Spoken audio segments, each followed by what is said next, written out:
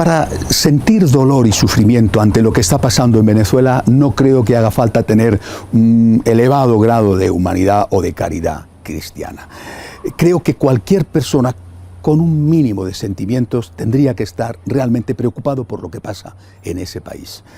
Y desde luego solamente la enorme indiferencia en que vive la inmensa mayoría de los habitantes de este planeta justifica que eso que está sucediendo siga manteniéndose en el tiempo. Claro que algunos tienen más culpa que otros, por ejemplo los presidentes de esa organización llamada de los países no alineados que nombraron el presidente de la organización a Maduro. Es como si a Stalin o a Hitler les hubieran dado el Premio Nobel de la Paz después de haber hecho el genocidio de los judíos o las matanzas de los opositores en los campos de concentración de Siberia. Naturalmente hay que tener en cuenta que la izquierda tiene bula para todo. ¿Qué habría pasado si eso lo estuviera haciendo una dictadura de derechas?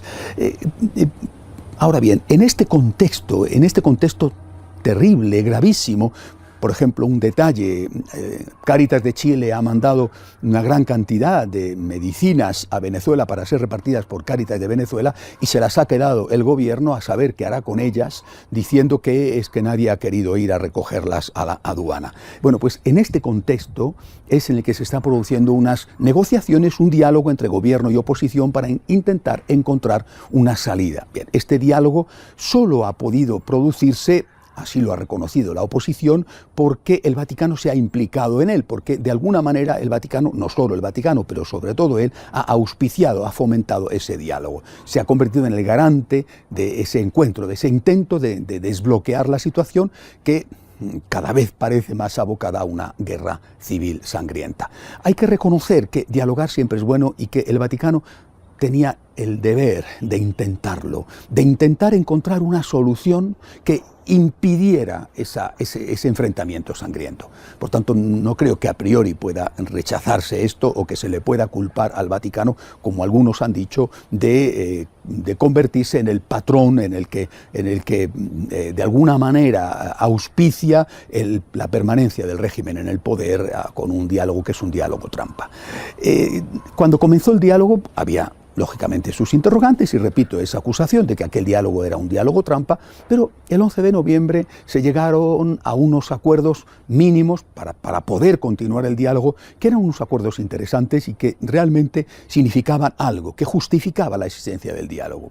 Entre otras cosas, el cumplimiento de la Constitución, la liberación de los presos políticos y que por fin el gobierno permitiera a organizaciones internacionales como Cáritas distribuir gratuitamente medicinas y alimentos.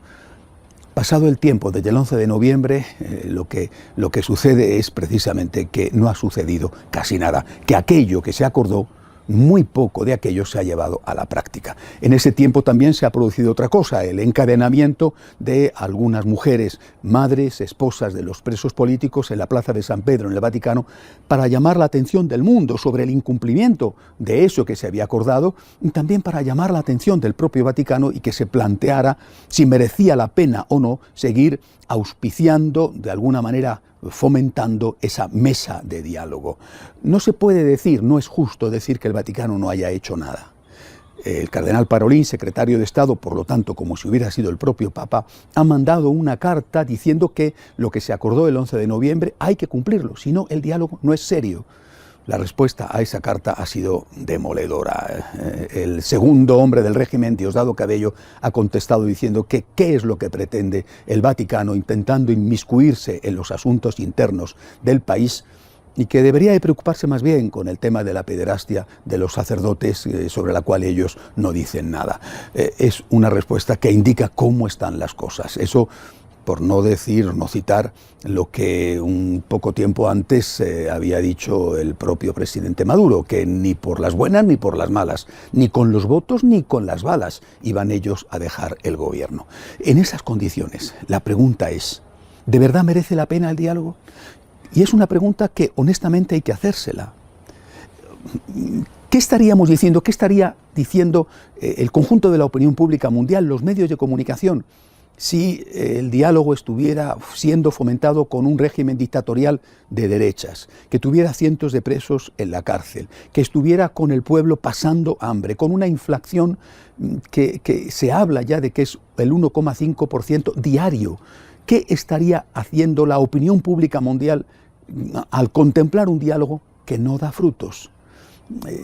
Me preocupa y me duele muchísimo Venezuela, de verdad. Tengo allí mucha gente muy querida y sé lo que están pasando, pero también me preocupa el prestigio del Vaticano.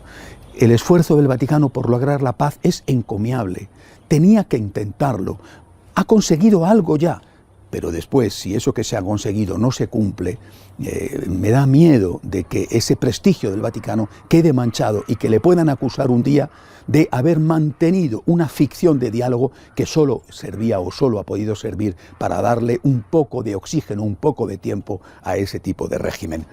Tenemos todos que rezar por Venezuela, no podemos desentendernos de lo que pasa en ese país, no podemos decir, eso a mí no me interesa.